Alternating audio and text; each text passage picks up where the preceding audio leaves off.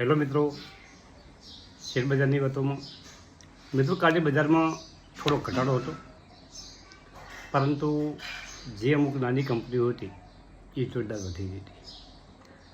અત્યારે ગિફ્ટ ઇમ્પ્રીમાં 25,099 101 પોઈન્ટનો વધારા સાથે ટચ થઈ રહી છે. કાલે સોમવારે સેન્સેક્સ 82,079 271 પોઈન્ટ ઘટાડા સાથે બંધ થયો અને નિફ્ટી 74 પોઈન્ટ ઘટાડા સાથે 25,000 નીચે એટલે કે 24,945 પર બંધ થયો. બેંક નિફ્ટીમાં સામાન્ય વધારો હતો અને મિડકેપમાં પણ થોડો વધારો હતો અને મિડકેપ ઇન્ડેક્સ 57,105 પર બંધ થયો. હવે NSE પરના શેરોમાં 1684 શેર વધતા હતા અને 971 શેરમાં ઘટાડો હતો. હવે FIએ આ ચાલુ મહિનામાં મે મહિનામાં 18,620 કરોડની નેટ ખરીદી કરી અને ભારતનું બજાર દુનિયાના બીજા શેર બજારોમાંથી વધારે રિટર્ન આપી શકે એવા રિપોર્ટ વાંચવા મળ્યા છે. અને ઘટાડા પછી નિફ્ટીમાં 2,000 પોઈન્ટની તેજી ટૂંકા સમયમાં થઈ ગઈ છે અને ઘણા શેરો અત્યારે ઓલ ટાઈમ હાઈ ચાલી રહ્યા છે. અમુક કંપનીઓમાં નીચેથી એકદમ ખરીદી આવી અને ઝડપી એક મહિનામાં કંપનીઓમાં વધારો થયો છે. હવે આપણે થોડી કંપનીઓની આજે વાત કરવાની છે, પરંતુ જુઓ આપણે આ કંપનીઓની ખાલી માહિતી આપે, લેવાનો વેચવાનો કોઈ રેકોમેન્ડેડ આપણે કરતા નથી, કોઈ સલાહ આપતા નથી. ખાસ મિત્રો સમજવાનું, આ એક માહિતી છે, ઇન્ફોર્મેશન કે ભાઈ આ કંપની આવું કામ કરે છે, અત્યારે આટલા ઉપર ટ્રેડ થઈ ગયો છે, એના પાસે આવી એસેટ છે, એ એનો PE આટલો છે, આ છે, આ આપણે એક ઇન્ફોર્મેશન આપે એટલે એ કંપની વિશે તમને થોડુંક જ્ઞાન મળે. હવે TD પાવરનો એક કોમેન્ટ આવી હતી 2-3 દિવસ પહેલાં અને આપણે કીધું હતું કે આપણે કાલે વિડીયોમાં સમાવેશ કરીશું. મિત્રો આ કંપની બહુ સરસ કંપની છે અને 497 ઉપર ચાલી રહી છે. 188 લો છે અને 509 કંપનીએ હાઈ બનાવ્યો છે મિત્રો. હવે 497 એટલે કે હાઈ ઉપર, હાઈની નજીક પહોંચી ગઈ છે કંપની. એનું માર્કેટ કેપ 7,777 કરોડ છે. EPS 11.18 છે, PA 44 અને સેક્ટરનો PA 35. સેક્ટરના PAથી થોડીક હાઈ થઈ છે. બુક વેલ્યુ 169 એટલે જોરદાર બુક વેલ્યુ કહેવાય. PB 2.94 એટલે કે 3 છે. ડિવિડન્ડ 1.7, ડિવિડન્ડ કંપની સારું આપે છે અને ફેસ વેલ્યુ 10 રૂપિયા છે. બધું ગુડ છે. એના ફંડામેન્ટ સુપર ફંડામેન્ટ છે.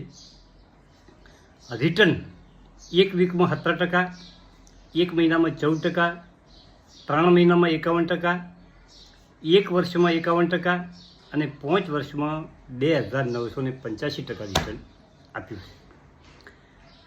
અને પ્રમોટરનું હોલ્ડિંગ 33.22, FII એટલે કે વિદેશી રોકાણકારો 19%, આપણા mutual ફંડો 25%, પબ્લિકનું holding 18.78.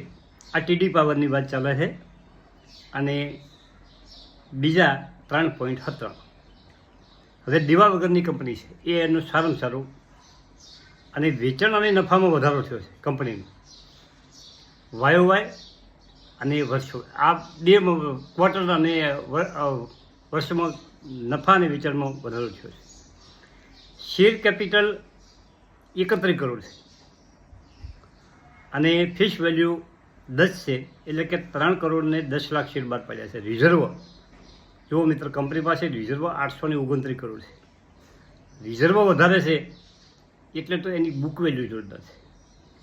Fix asset 223 crore છે અને રિઝર્વમાં વધારો થયો છે 2025માં અને ફિક્સ એસેટમાં પણ વધારો થયો છે.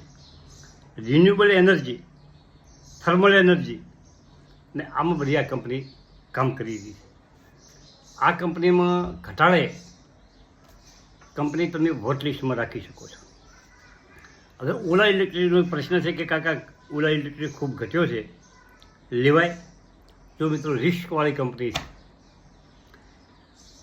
એનાથી બેસ્ટર છે કે બીજી સારી કંપની તમે ગોતી શકો છો. મિત્રો હવે એપીએલ એપોલો ટ્યુબ, આ કંપની કાલે નવો હાઈ બનાવ્યો. એનો ઓલ ટાઈમ હાઈ 1800 રૂપિયા હતો અને કાલે કંપની 1805 ઉપર પહોંચી ગઈ. મિત્રો 1800 તોડી 1805-10 ઉપર પહોંચી ગઈ. એનું માર્કેટ કેપ 50,000 કરોડ થઈ ગયું. બહુ સરસ કંપની છે, મારા પોર્ટફોલિયોની કંપની છે. મિત્રો 2008થી મારા પોર્ટફોલિયોમાં આ કંપની છે. અને જ્યોતિ રીઝન, આ કંપની પણ ધીમે ધીમે દરરોજ હમણાં છેલ્લા 5 દિવસથી 1%, 1.5% ગ્રોથ કરી રહી છે અને 1338 ઉપર ચાલી રહી છે. માર્કેટ કેપ છે 1600, EPS છે 61, PS છે 2174, સેક્ટરનો PE 38 છે, બુક વેલ્યુ 158 છે અને ફેસ વેલ્યુ 10 છે. હવે આપણે એના પછીની કંપની છે પારસ ડિફેન્સ. પારસ ડિફેન્સમાં કાલે બહુ અફરાતફરી જોવા મળે મિત્રો. અને પારસ ડિફેન્સમાં 1707 રૂપિયા પર બંધ રહ્યો. કાલે પારસ ડિફેન્સમાં 1640 લો બનાવ્યો અને 1945 હાઈ બનાવ્યો. એટલે 300 રૂપિયા નીચે ઉપર આ કંપની કાલે ચાલતી હતી. આવા અફરાતફરીવાળા માહોલમાં થોડુંક સંભાળવું. જો ઉપર લેવાઈ જાય અને કંપની 2 દિવસે ખૂબ પ્રોફિટ કર્યું હોય અને ખૂબ વધી હોય અને જો ઘટવા મળે, પ્રોફિટ બુકિંગ લોકો વેચવા મળે, તો આપણને તરત ઇમિડિયેટલી નુકસાન થઈ શકે છે. એટલે શેર બજારમાં એક સાચવવું પડે. કંપની જો સતત 5% સર્કિટ ઉપર ચાલતી હોય, 2-4 દિવસ સર્કિટ લાગે અને પાછી લોઅર સર્કિટ પણ કંપનીઓમાં લાગી શકે. મિત્રો ગઈકાલે આગલા દિવસે બંધ 1799 હતો અને કાલે 91 રૂપિયા ઘટી અને 1707 ઉપર કંપની બંધ રહી છે. અને એણે કાલે ઓલ ટાઈમ હાઈ પણ પારસ ડિફેન્સે બનાવ્યો છે. હવે ઝેન ટેકનોલોજી, આ કંપનીના કાલે ઓકળા ભેસ્યા અને 1884 ઉપર ટચ થઈ ગયો છે. કાલે 5% સર્કિટ લાગી, અપર સર્કિટ. બધા લેવાવાળા હતા, કોઈ વેચવાવાળું હતું. અને એનું માર્કેટ કેપ છે ઝેન ટેકનોલોજીનું 17,015, EPS 2372, PE 79, સેક્ટરનો PE 54, સેક્ટરના PE ઉપર ચાલી રહી છે. Face value 1, book value 17, PB 51. Company પાસે એસેટ ઓછી છે પણ સેક્ટર ગજબનું છે. ડોન બનાવતી કંપની છે અને અત્યારે ડોન યુદ્ધ હોય, કૃષિમાં અને ઘણી જગ્યાએ એનો ઉપયોગ થઈ ગયો છે. અને ભવિષ્યમાં કંપની આગળ વધારે ગ્રોથ કરી શકે છે એના સેક્ટરને કારણે. ફંડામેન્ટ મોંઘો થઈ ગયા છે મિત્રો, પણ છતાં આ કંપની દોડવાની છે. એનું કારણ એ છે કે એનું સેક્ટર જોરદાર છે. ડોન બનાવતી કંપની છે. હવે એના વોકડા જે વેચાણના આવ્યા એ વાય વાત કરું તો ડિસેમ્બર 24માં 152 કરોડનો સેલ હતો અને 42 કરોડનો નફો હતો. અને માર્ચ 2025માં 324 કરોડનું સેલ થયું અને 113 કરોડનો નફો થયો. નફો ડબલ થઈ ગયો, સેલ ડબલ થઈ ગયો. અને જો વર્ષના રોકડા જોઈએ તો 2024માં 429 કરોડનું સેલ હતું અને 129 કરોડનો નફો હતો. એ 2025માં 973 કરોડનું સેલ થયું અને 299 કરોડનો નફો થયો. નફો ડબલ થયો છે વર્ષો વર્ષ, આ વર્ષથી પહેલા વર્ષનો, અને વેચાણે ડબલ થયું છે. કંપનીનું શેર કેપિટલ 9 કરોડ છે અને એની ફેસ વેલ્યુ 1 રૂપિયો છે. એટલે કે 9 કરોડ શેર કંપનીએ બહાર પાડ્યા છે. કંપનીનું રિઝર્વ 1691 છે અને ફિક્સ એસેટ 120 છે. કંપની પાસે ફિક્સ એસેટ ઓછી છે. બીજી ઓલ ઓવર ઘટાડે કંપનીઓ લેવી. અત્યારે અફરાતફરીવાળું આ જે સ્મોલ કેપ અને મિડ કેપ છે એમાં અમુક કંપનીઓ અફરાતફરી ચાલી રહી છે.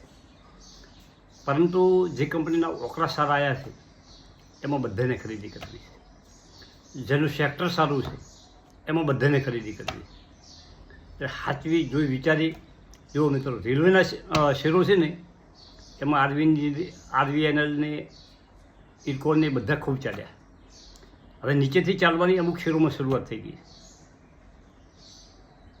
અને કોઈ સારા સમાચાર આવ્યા નથી.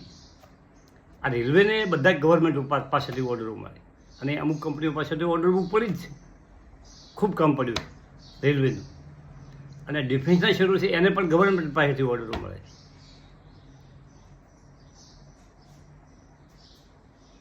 લશ્કરનો સર સેમાન બીજું ત્રીજું ડોન બનાવતી કંપનીઓ, પછી મિસાઇલ બનાવતી કંપનીઓ, એરક્રાફ્ટ બનાવતી કંપનીઓ, નેવીને જે સહાયક છે કોચિન શિપયાર્ડ જેવી કંપનીઓ, આ બધાને ગવર્મેન્ટ તરફથી ઓર્ડર મળે અને બધાની ઓર્ડર બુક મજબૂત છે.